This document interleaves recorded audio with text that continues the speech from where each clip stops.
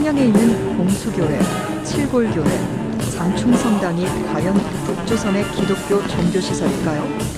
그곳에서 제사 지내고 싶어 남조선 사이비 예수쟁이들이 돈 싸들고 줄 서 있다는 소문이 자자합니다. 조선특파원 TV는 봉수교회에서 여성 장로로 있던 탈북자를 만났습니다. 남조선 선집자가 교회 안수기도실에서 기쁨조에 함락되는 과정을 지금부터 알아보겠습니다. 안녕하세요. 저는 조선 그리스도 교련맹 대외부 소속 신리공작원이었던 리영화라고 합니다. 내부적으로는 평양 봉수교회 장로 역을 맡았죠. 교회에서 사무행정을 담당했습니다. 또한 외부적으로는 돈 싸들고 북조선을 방문하는 남조선과 해외 한인교회 목사, 신부, 선교단체 대표들을 환대하면서 신리적 접촉을 설계하는 역할도 맡았죠. 이런 일을 우리끼리는 예수팔이라고 했는데 당중앙위원회는 물론 저에게도 종교는 허울 뿐이고 대외 선전도구에 불과했습니다. 저는 중국을 거쳐 탈북해 현재 기독교 신학대학원을 다니고 있죠. 북조선에서는 평양의 김영직 사범대학에서 신리학을 전공했어요. 졸업과 동시에 당의 일꾼으로 선발된 후 2003년 곧장 통일전선부 대외선전부서에 배치되었죠. 어머니는 제가 청진 제1고등중학교를 다닐 때 장사길에 나섰다가 원인도 모른 채 행방불명 되셨어요. 당시 북한은 고난의 행군을 겪을 때였습니다. 이후 청진역 영무원이셨던 아버지는 지병인 폐결핵이 악화돼 투병 생활을 하셔야 됐죠. 저의 탈북 계기는 병간호가 필요한 아버지를 모시고 살기에 너무 힘들어 할머니와 상의해 잠시 중국에서 돈 벌기 위해서였어요. 저는 북한에서 어려서부터 신이 아니라 수령을 배웠고 성경이 아니라 혁명 역사를 외우며 자랐답니다. 조선특파원 TV 구독자 여러분께 질문을 드리겠습니다. 북한에 과연 종교가 있다고 생각하세요? 제가 5년 전 북조선을 떠나 중국 길림성 한인교회에 머물 때 처음에는 깜짝 놀랐어요. 북조선에서 금지하고 있는 예수팔이 미신행위라는 기독교를 중국에서는 하고 있었기 때문이죠. 북한에서 인식하는 기독교는 미신쟁이들을 현혹하는 점집 수준입니다. 그러니 목사나 신부는 복을 빌어주고 돈 받는 무당이나 다름없는 존재들이에요. 기독교나 천주교를 미신으로 치부했기에 예수 믿기를 금지시키는 이유가 되는 것입니다. 제가 배치받은 평양시 만경대구역의 봉수교회는 칠골교회, 장충성당과 함께 평양의 대표적인 3대 예수팔이 공간이었어요. 이곳에 온 남조선 사람들로부터 북한에 여자 장로가 있다니 놀랍다는 말을 들었는데 말만 장로지 저는 그저 고급 안내원으로 남조선과 미국, 캐나다 등지에서 온 한인 성직자분들을 만났습니다. 우리 눈에 그들은 무당, 박수로 보였죠. 하지만 저는 그들의 손을 반갑게 잡았고 때로는 기쁨조 출신 안내원들을 배치하여 적절한 감정까지 유도했습니다. 솔직히 돈을 뜯어내고 노동당원으로 포섭하기 위한 작전이었어요. 우리가 남조선 목사, 신부들에게 사용하는 말은 정해져 있었어요. 우리 북조선도 예수를 믿습니다. 주님의 사랑은 국경을 초월합니다. 민족 분단의 아픔 앞에 신앙은 하나입니다. 당연히 새빨간 거짓말이죠. 북조선 인민들은 예수가 누군지도 모릅니다. 교과서에도 그런 건 없어요. 서양식 점집이라고 말하면 대충 교회를 짐작하죠. 남조선 사람들은 이곳에서 앞으로 잘 살 수 있는지 점을 치고 복채를 낸다고 들었습니다. 그런데 남조선 무당박수 예수쟁이들이 북조선에 선교를 하겠다고요? 참 순진하십니다. 김씨일가 자체가 종교인 나라가 그렇게 허술하지는 않습니다. 오직 민족의 태양이신 김씨 3대 수령님들을 모시는 백성들을 어떻게 만나죠? 특별행사를 제외하고는 남조선이나 외국인 자체를 만날 수 없는 곳이 북조선입니다. 이름도 모르는 예수를 어떻게 전파하겠다는 건지 도무지 이해가 되지 않죠. 특히 수령님을 북조선의 왕으로 인정하지 않는 기독교를 믿는다면 총살까지 시켜 처벌합니다. 북한 형법 256조에 따르면 돈이나 물건을 받고 이러한 미신 행위를 하면 무조건 처벌 대상입니다. 여러 사람에게 미신 행위를 가르친다면 가중처벌을 받죠. 저희 할머니가 말씀하시는 조선의 미신은 선앙당, 고사나 무당굿이 대표적이죠. 그 밖에 손금보기, 관상보기, 점치기, 궁합보기, 애풀이 등이 법적으로 금지되어 있습니다. 그런데 정작 심한 처벌 대상은 서양 미신 예수를 믿고 가르치는 경우입니다. 성경을 소지하고 다닌 경우는 예수를 가르치려는 것이라 하여 바로 총살이죠. 우리 봉수교회는 남조선이나 미국에서 온 미신 관광객들에게 돈을 받고 예배 장소를 빌려주는 곳이기에 북조선 사람들은 들어올 수 없습니다. 당중앙위원회 통일전선부가 벌이는 외화벌이 사업일 뿐입니다. 그런데도 전도를 하고 선교를 하겠다고 북조선을 찾아온다고요? 물론 북한 헌법에 종교의 자유를 명시하고는 있지만 그 종교는 김일성주의교의 하나인 것이라는 것을 분명히 아셔야 합니다. 나머지는 전부 미신이에요. 제가 연변에 있을 때 만난 한 탈북자는 북한에서 성경이 발각되어 체포된 수감자를 보았다고 말했죠. 또한 양강도 해산에서 몰래 지하교회 활동을 하다 발각되어 체포된 사람들이 공개 처형당했다는 말도 들었어요. 전보는 집도 가면 걸리듯이 김정은을 믿지 않았다는 증거이기 때문에 처벌되죠. 그런데도 남조선 좌파 목사들은 예수를 부정하고 기독교를 철저히 탄압하는 김정은에게 북조선에서 선교하겠다고 돈을 싸갖다 바치니 참 아이러니합니다. 제가 중국에서 다시 한국으로 온 이유는 자유를 찾아 새로운 삶을 살기 위해서지만 또 다른 하나는 남조선 교회들이 김정은에 갖다 바치는 헌금이나 구호물품들이 북조선 주민들과는 전혀 무관하다는 것을 알리고 싶어서죠. 예수파리에 맞장구 치는 일부 남조선 교회들이 북조선 실태를 몰라도 너무 몰라 답답할 뿐이에요. 다음은 그런 사례들을 얘기해 보겠습니다. 제가 북한에서 심리학을 전공했다고 말씀드렸죠. 그렇지만 남한에 와서 신학대학원을 다니고 있는데 북한 김일성대학에도 종교학과는 있습니다. 1989년 세계 청년축전을 개최하면서 개설했다고 하지만 주로 배우고 연구하는 것은 김일성주의 주체사상과 자본주의 기독교 비판입니다. 김일성 그 자체가 종교니까요. 김일성대학이 기독교를 배우려고 개설했다고 생각하신다면 순진하다 못해 물정 모르는 바보일 뿐이죠. 남조선에서는 손쉽게 교회에 가고 찬양하고 성경을 펼치는 그 자유가 북조선 사람들에게는 목숨을 걸어야만 가능한 일이에요. 북조선이 죽었다 깨나도 교회나 성당을 예수쟁이들의 미신 장소로 보는 이유는 본인 스스로 태양신이라고 하는 김일성의 다음과 같은 말 때문입니다. 종교는 반동적이며 비과학적인 세계관입니다. 사람들이 종교를 믿으면 계급의식이 마비되고 혁명하려는 의욕이 없어지게 됩니다. 결국 종교는 아편과 같은 것이라고 할 수 있습니다. 종교는 인간을 파괴하는 아편이라는 말 어디서 많이 들어보셨죠? 김일성 저작선집에 수록된 말이기에 김씨왕조가 지속되는 한 저 말은 김일성교의 신앙이자 신조처럼 계속될 것입니다. 저 말의 원전은 사회주의의 창시자인 카를 마르크스가 비렐름 프리드리히 헤겔이 주장한 법철학 강요를 비평하면서 한 말이죠. 그래서 김일성과 같은 마르크스주의자들 관점에서 볼 때 종교는 사회적으로 문제되는 요소가 있을 때 생겨나는 것이며 사회주의의 이상이 이루어지면 자연히 도태되어 사라질 구시대의 유물이자 악습일 뿐입니다. 따라서 민족의 태양이자 어버이 수령이신 김일성주의자 입장에서 보면 북조선에서 기독교를 현재 믿는 사람이 있다면 그것은 김일성주의 국가체제에 불만이 있다는 뜻이기 때문에 사형시킬 수밖에 없죠. 어버이 수령이라는 계급의식이 마비되고 사회주의 혁명을 하려는 의욕이 없는 인간을 김씨왕조에서는 살려둘 이유가 없는 것입니다. 주변을 오염시킬 반동의 소지가 있기 때문이에요. 기독교 선교 언론 아고라젠에 따르면 해외 종교 전문 사이트 어드이런츠닷컴에서는 2007년에 김일성 주체 사상을 세계 10대 종교 중 하나로 선정했다고 합니다. 종교의 3대 요소는 교주, 교리, 교인인데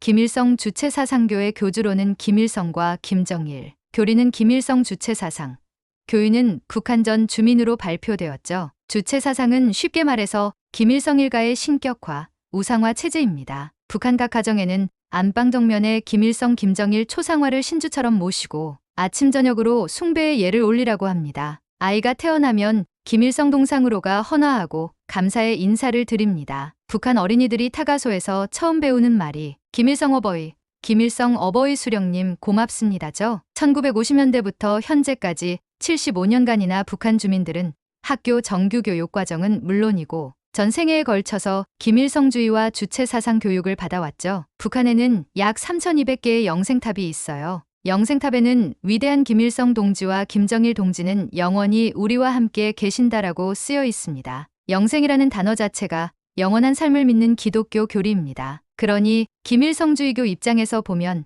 기독교가 사이비 이단이 돼야 하죠. 즉 예수는 죽어 없어졌지만 김일성과 김정일은 죽지 않았다는 것입니다. 지금도 금수산 태양궁전에 있으며 북한 인민들의 마음속에 영원히 살아있죠. 주체 사상에 의하면 인간에게는 두 가지 생명이 있다고 합니다. 하나는 생물학적 생명이고 또 하나는 사회정치적 생명인데 사회정치적 생명은 영원하며 김일성 수령을 통해서 북조선 인민에게 주어지는 것이에요. 즉 수령을 통해서 영생에 이를 수 있다고 가르칩니다. 이 영원한 생명이 주어진다는 교리 때문에 주체 사상은 종교로 간주되고 있어요. 그래서 김정일이 2011년 12월 19일 죽었을 때도 노동신문에는 위대한 김정일 동지는 우리 군대와 인민의 심장 속에 영생하실 것이다라고 썼죠. 따라서 북조선에서 영생을 부정하는 이단들을 처형하는 사례는 수없이 많습니다. 예를 들자면 2010년에 양강도 해산 지역에서 성경을 소지하고 있었다는 이유로 공개 총살을 당한 사건이 있었어요. 그 사람은 조용히 하나님 말씀을 읽고 싶었던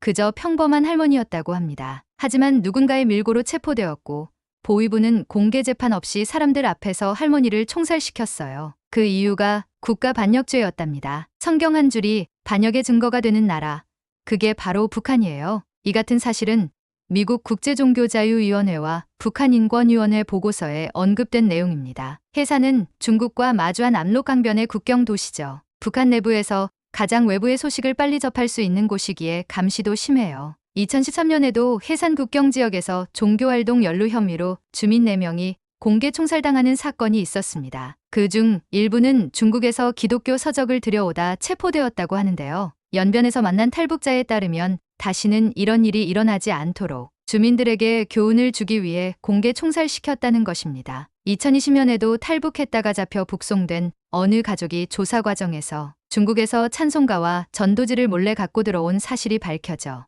전 가족이 정치범 수용소로 끌려갔다는 증언도 있어요. 아이들까지요. 북한에서는 기독교를 믿는 부모는 체제의 적이라는 이유로 그 자녀들까지도 감시하고 억압한답니다. 김일성이 기록한 종교는 아편이다라는 구호 아래 예수님, 부처님, 하나님보다 김씨 일가를 섬기도록 훈련시키는 것이 바로 북한 교육의 이념적 종교 현실이기 때문이죠. 북한은 헌법에 종교의 자유가 있다고 말하지만 그건 김일성교에 한해서라는 걸 분명히 아셔야 합니다. 기독교, 불교 모두 미신이기에 봉수교회나 장충성당, 정백사원 같은 종교시설에서 신앙생활을 자유롭게 할 수 있는 사람은 아무도 없어요. 그저 외국 사람들에게 보여주기 위한 철저히 연출된 세트장일 뿐이라는 걸 제발 남조선 분들은 분명히 아셔야 합니다. 평양에 칠골교회라는 곳이 있죠. 그곳 역시 민속촌처럼 옛날 김일성의 어머니가 점치러 갈 때 어린 김일성이가 따라갔다는 전설이 있다는 곳이죠. 그때는 그만큼 세상이 어두웠다는 말을 하려는 것입니다. 그것을 주체 사상으로 밝게 개혁하고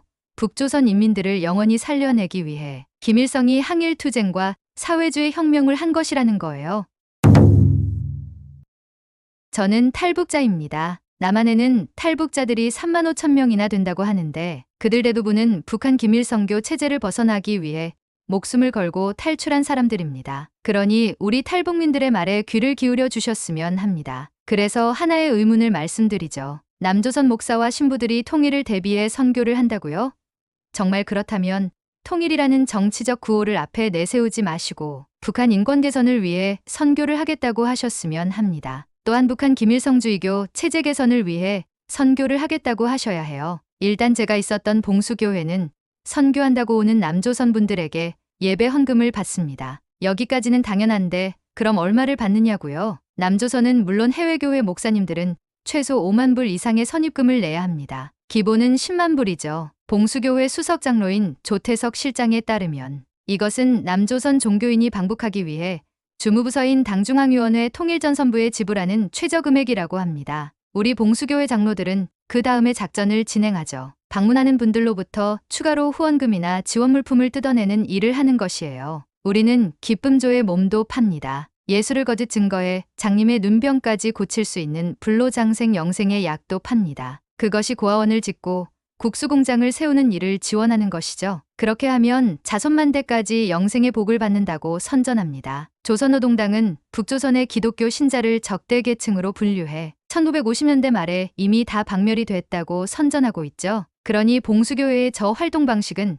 철저히 대외 선전용이자 영업용 비즈니스 시스템이죠. 우리의 선전선동 덕분에 평양 등 대도시에 대학을 짓고 병원을 짓고 고아원, 영아원 이런 것들을 돕겠다고 남조선 성도 여러분들이 선교원금을 모으신다고 하는데 제발 하지 마세요. 탈북자인 제 말을 믿으셔야 합니다. 여러분들의 선한 의도와는 다르게 이것은 김일성주의교 지원이고 북한 독재 정권 체제 지원입니다. 북한의 우상숭배 시스템을 돕고 주체 사상 유일신 종교를 돕는 것이에요. 북한 주민들을 불쌍히 여기신다면 북한 주민들을 도우셔야 합니다. 제가 주민을 돕는 방법을 가르쳐 드릴 테니 제발 북한 정권의 하수인 노릇을 하지 마세요. 제가 지금 남한 신학대학원 와서 가장 후회하는 것은 예수를 장사꾼처럼 팔았다는 것인데 그로 인해 많은 영혼들이 고통을 받고 있다고 생각합니다. 저는 탈북 후 사단법인 한국자유연합의 김성욱 대표의 책 북한을 선점하라를 읽고 그분의 유튜브 영상도 자주 보았는데 이 책을 인도주의라는 이름으로 쉽게 북한 체제에 동조하는 남한 일부 종교인들에게도 꼭 권해드리고 싶어요. 지금까지 한국 교회들의 북한 동포 돕기라는 인도적 지원 방법을 바꾸셨으면 해서입니다. 우리 탈북민들의 눈으로 보면 그것은 북한 김정은 체제와의 결탁이고 짝짝꿍일 수밖에 없어요. 북한의 교육, 의료, 급식 시설을 지어주는 것도 제발 무작정 하지는 말라는 것입니다. 밑빠진 독에 물 붓기이고 북한 김정은 배만 불려주는 공산당 체제 지원일 뿐이에요. 적절한 비유가 될지 모르지만 성경에도 고기를 주지 말고 잡는 법을 가르치라고 했어요. 북한 주민들이 고기를 잡을 수 있는 환경을 조성하는 것이 급선무입니다. 이렇게 말하면 독일 통일의 예를 들어 말씀하십니다. 동독과 서독이 통일되었을 때 물밑에서 왕래, 교육 협력이 많았다는 거예요. 서독의 많은 도움의 손길이 동독인들의 마음을 먼저 녹여서 베를린 장벽이 무너졌을 때 사상의 괴리가 독일 통일을 방해하지 않았던 것처럼 한국 교회들의 인도적 지원은 당연히 통일을 위해 필요하다는 겁니다. 북한의 괴뢰 정권이라고 절대로 상종 안 하면 통일을 어떻게 하냐는 거지요. 김성욱 대표는 이런 주장들은 아주 보수적이고 우파적 성향의 목회자들과 성도들에게도 나타난다고 지적합니다. 이런 인도적 지원을 통상적으로 하는 데는 북한의 함정이 있다는 말에 저는 전적으로 공감하지요. 그래서 저 역시 이제부터는 생각을 달리하자는 제안을 드리는 것이죠. 동독이 서독의 지원을 받았다는 것은 맞습니다. 중요한 것은 지원을 받았다는 그 자체를 동독이 인정한다는 거죠. 하지만 북한은 남한의 지원을 인정하지 않습니다. 북한 백두혈통을 흠모해 조공을 바쳤다는 식이죠. 하지만 분단 시절에 서독의 동독 지원은 철저히 정권과 주민을 분리한다는 원칙이 있었습니다. 헬무트 콜 서독 총리가 추진한 프라이카우프라는 정책입니다. 돈을 주고 동독인들의 자유를 사겠다고 선언한 것이죠. 공짜는 없다는 원칙으로 자유를 구매하는 지원. 이 조건으로 동독에 돈을 지불하는 거였죠. 동아일보 보도를 보면 프라이카우프의 시초는 1962년이었죠. 서독의 개신교연합회가 동독에 수감돼 있던 성직자 150여 명을 서독으로 데려오면서 동독의 트럭 세대 분의 옥수수와 석탄을 몸값으로 지불한 것이었어요. 이를 보고 1963년에는 서독 정부가 지원에 나섰죠. 정치범 8명과 서독에 부모가 있는 어린이 20명을 서독으로 송환받으며 그 대가로 동독 정부에 32만 마르크를 줬습니다. 이후 프라이카우프가 지속됐는데 이를 추진하는 서독과 동독의 접근법은 서로 달랐어요. 서독은 1961년 베를린 장벽 설치 이후 동독 주민들이 장벽을 넘어 서독으로 탈출하려다 사살되거나 투옥되는 현실을 외면할 수 없었죠. 반면 동독 정부는 프라이카우프를 이용해 체제 비판 세력을 서독으로 추방할 수 있었고 이와 동시에 돈과 현물도 확보할 수 있었습니다. 서독은 인권 개선과 개혁 개방이라는 목표를 가지고 추진한 거였어요. 동독의 인권을 개선하고 개혁 개방을 끌어내지 않는 식이라면 서독은 절대로 하지 않았던 거였습니다. 돌려서 얘기하면 동독 체제를 이끌고 있는 독재 정권을 위해서는 지원하지 않았다는 거예요. 프라이카우프를 통해 서독은 1962년부터 1989년까지 동독이 억류하고 있던 정치범 3만 4천여 명, 그리고 가족까지 포함해서 무려 28만 4천여 명을 서독으로 데리고 왔습니다. 이런 조건으로 준 거예요. 서독의 헬무트 콜 총리와 개신교연합회는 동독에 지원할 때 3가지 불가사항, 즉 삼불 원칙이라는 걸 철저히 요구하고 지켰습니다. 첫 번째로 대가를 받지 않으면 주지 않는다는 거예요. 무조건, 무작정, 무차별적인 지원은 하지 않았다는 겁니다. 두 번째로 투명성이 보장되지 않으면 주지 않았어요. 빵을 주었으면 빵을 먹은 사람이 누구인지 증거를 반드시 제시해야 했죠. 세 번째로 동독이 요구하기 전에는 주지 않았습니다. 절대로 먼저 주겠다고 개신교 교회들이 경쟁적으로 나서지 않았어요. 이 프라이카우프가 진행되는 동안 동독 주민들은 서독의 TV를 자유롭게 시청하게 됐습니다. 동독 주민들이 허가받고 서독을 방문할 수도 있었어요. 그래서 서로 통일을 꿈꾸었던 것이고 이것이 독일 통일의 원동력이 됐습니다. 독일 통일 이후 의회에서 프라이카우프에 대한 평가가 진행됐죠. 그런데 한 가지 부정적인 측면도 지적됐습니다. 탈동독인을 위한 몸값이 동독 집권층 권력 기반 당화에 이용됐다는 점이죠. 아무리 투명성을 요구하고 감시해도 동독에 제공된 물자가 동독 주민 생활에 실질적인 도움이 되지 못했다는 비판도 나왔던 것입니다. 한국교회가 북한을 무조건 무작정 무차별적으로 지원하는 이런 행태는 없었다는 것이죠. 그런데도 불구하고 대형 교회의 인도적 지원을 옹호하는 분들은 서독이 동독을 지원했다는 단순한 사실만 알고 아직도 강변하는 것입니다. 그들에게 김성욱 대표는 다음과 같이 묻습니다. 우리가 북한에서 정치범 한 명이라도 데리고 왔습니까? 북한 포로 한 명이라도 데리고 왔습니까? 아니면 납북자 한 명이라도 데리고 왔습니까? 북한에는 정치범, 포로, 납북자가 한 명도 없다는 북한의 주장과 똑같은 말을 남한 교회가 하고 있다는 거죠. 소중한 생명을 구하는 우리의 조건을 붙여 지원하자는 제안을 인정조차도 안 하고 있죠. 그런데도 남조선 교회는 빚진 사람처럼 무작정, 무조건, 무차별적으로 지원하자는 거예요. 이게 잘못됐다고 얘기를 하면 보수 꼴통이라 비판을 합니다. 오죽 답답하면 탈북민들이 나섰을까요? 탈북민들이 나서 좌파들을 향해 공산주의자라고 비판했을까요? 하지만 그렇게 비판하면 반기독교적인 행태라고 돌을 던지는 일들이 교회 안에서 일상화돼 있다는 겁니다. 김대중 정권이 들어서면서 북한 퍼주기가 본격 시작됐습니다. 그것은 노무현 정권까지 10년간 이어졌죠. 즉 1998년부터 2007년까지 10년간 북한에 흘러들어간 돈은 물품과 쌀, 비료 대금을 포함해 69억 5천만 달러에 이릅니다. 이를 국제곡물 가격으로 환산하면 북한 주민 26년치 식량을 살 금품을 북한에 주었다는 것이 김성욱 대표의 지적입니다. 그러니 저도 김성욱 대표의 말 그대로 다시 묻고 싶습니다. 북한서 정치범 데려왔습니까? 국군포로 데려왔나요? 납북자 가족 데려왔습니까? 북한은 개혁개방은커녕 인권 개선은커녕 아무것도 변하지 않았어요. 딱 한 가지 변한 것은 북한의 3대 세습 독재가 완성되고 핵무장에 성공했다는 겁니다. 트럼프도 북한 핵을 인정했듯이 말입니다. 현재 남한 교회에서 선교를 한다고 북조선에 오는 것은 결과적으로 소속 교회 교인들에게 보여주기 위한 사진 찍기 쇼에 불과할 뿐입니다. 북한 담시원 없이 봉수교회, 칠골교회, 장충성당 울타리를 벗어나 외부에서 북한 사람을 만날 수가 없기 때문이죠. 제가 정말 화가 나는 것은 교회도 선교라는 이름으로 성도들에게 북한 선교를 할 수 있다고 거짓말을 한다는 거죠. 그것을 현혹이라고 합니다. 북한 선교는 전혀 불가능합니다. 남한정부 산하통일연구원은 2021년 보고서에서도 북한 정권이 외국 방문객에게만 정치적 선전을 위해 국가 승인 종교기관을 이용하도록 하고 있으나 일반 주민은 종교시설 입장 자체가 엄격히 금지되어 있다고 분명히 밝혔습니다. 앞에서 언급한 제가 봉수교회에서 예수를 팔았던 기본 멘트를 다시 한번 말씀드리죠. 우리 북조선도 예수를 믿습니다. 주님의 사랑은 국경을 초월합니다. 민족 분단의 아픔 앞에 신앙은 하나입니다. 단 3마디 문장일 뿐이죠. 그런데 남조선 목사들은 어이없게도 그 말을 믿어요. 저는 22년 전 봉수교회 임기 초부터 그런 말을 아주 천연덕스럽게 읊을 수 있어서인지 어떤 신부는 저를 북녘의 딸이라 불러주기도 했어요. 하지만 저는 그런 분들을 포섭 대상자로 분류하며 공작일지를 작성했고 일정이 끝난 후에는 그들의 말투와 반응, 후원 가능성 등을 수치화해 수석장로인 조태석 실장에게 보고했답니다. 그 과정에서 절대 넘어서는 안 되는 선이 있죠. 우리가 예수를 인정하는 일입니다. 오직 김일성, 김정일, 김정은 3대 원수님만이 지상천국을 건설하는 영도자이자 찬양의 대상이기 때문이죠. 제3급자 조태석 실장은 조선 그리스도교련맹의 대외 공작을 실질적으로 총괄하는 사람이었어요. 그분은 저에게 단호하게 말했죠. 예수 성령이란 감정은 연출하는 거지 느끼는 게 아니야. 주체 조선의 안내자인 내가 그들을 감동시켜야지.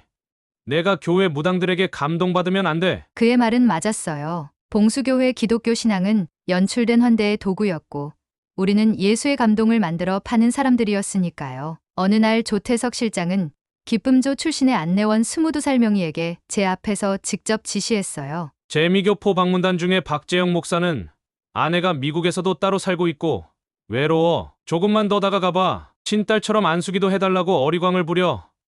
단 무례하게는 하지 말고. 안수기도 받겠다는 것을 미끼로 20대 기쁨조를 신부나 목사에게 의붓딸 의붓조카로 맺어주면 출국 후 몇 년간 그 효과가 짭짤이 지속됩니다. 사전 연출한 각본대로 눈물 어린 처지를 하소연하거나 때에 따라 고아원 영아원을 도와달라고 하면 교회 성도들의 선교원금을 모아 보내오죠. 의붓딸이 먹을 거라 생각하고 빵공장, 국수공장도 지어주는데 그 모든 것들이 밑 빠진 독에 물붓기입니다. 모두 군수공장 군부대 군량미로 가니까요. 제가 맡은 역할은 만만한 물줄을 찾는 일이었어요. 친근하게 사람의 마음에 깊게 스며드는 작업을 해야 효과가 큽니다. 손을 잡을 땐 부드럽고 따뜻하게, 눈을 마주칠 땐 약간 울먹이면서 그분들의 설교엔 고개를 끄덕이며 감동 어린 아멘으로 대답해야 했어요. 그리고 그분들이 감정적으로 반응하는 순간들을 기억했다가 조태석 실장에게 보고했죠. 3일차 오후 박재영 목사와 나눈 대화에서 어머니 이야기 중 울먹임. 딸이 어릴 때 질병으로 잃은 경험 있음.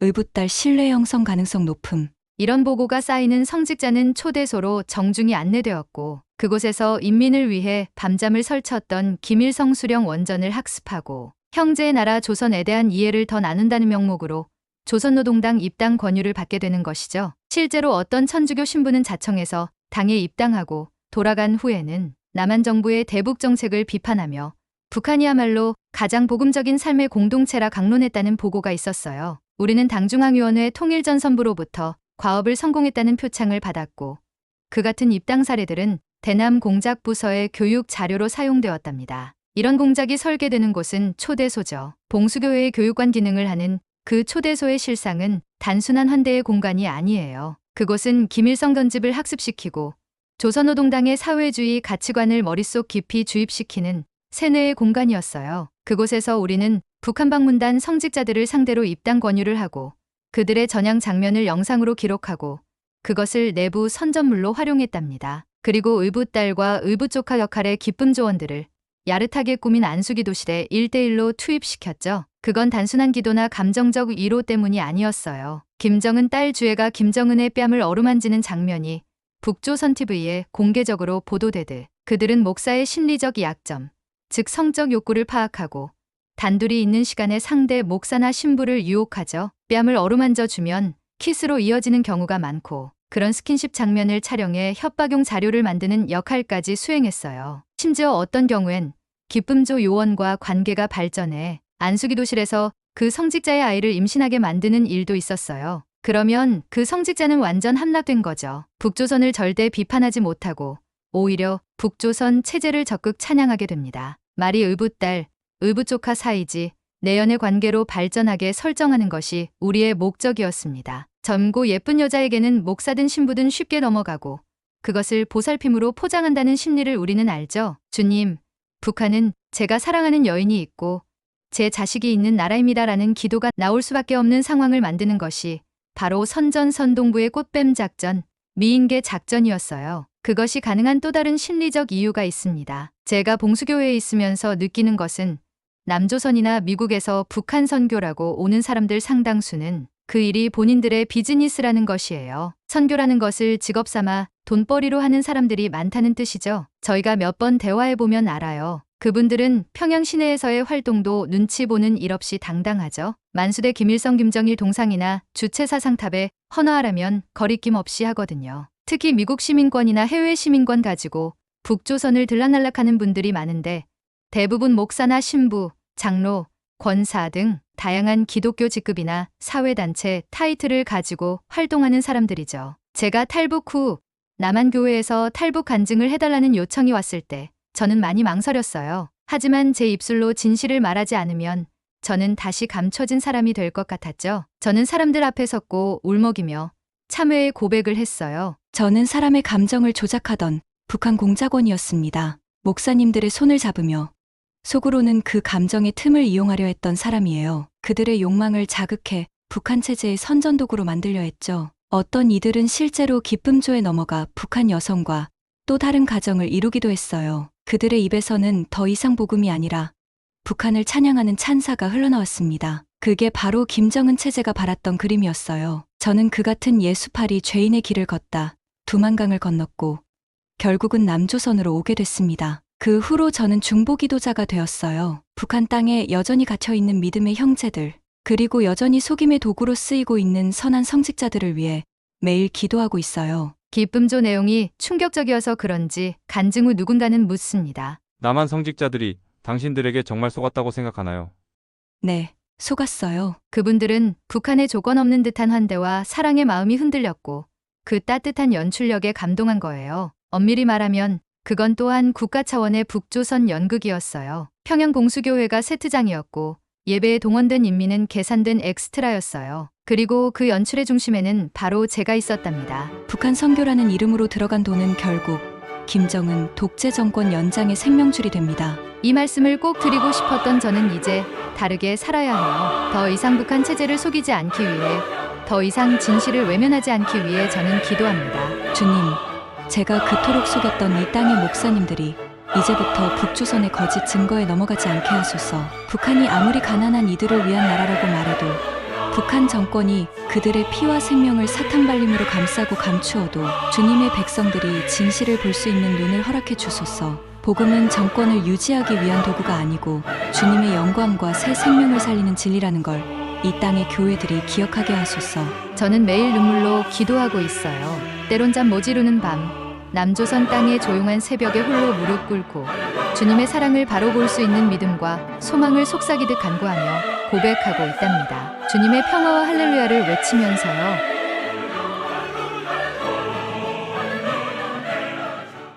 오늘의 사연 잘 들으셨나요? 이번 영상이 대한민국의 자유민주주의 수호에 도움이 된다고 생각하시면 조선특파원 TV의 구독자가 되어주십시오. 여러분의 의견을 댓글로 남겨주시면 큰 힘이 됩니다. 조선특파원은 더욱 노력하겠습니다. 감사합니다.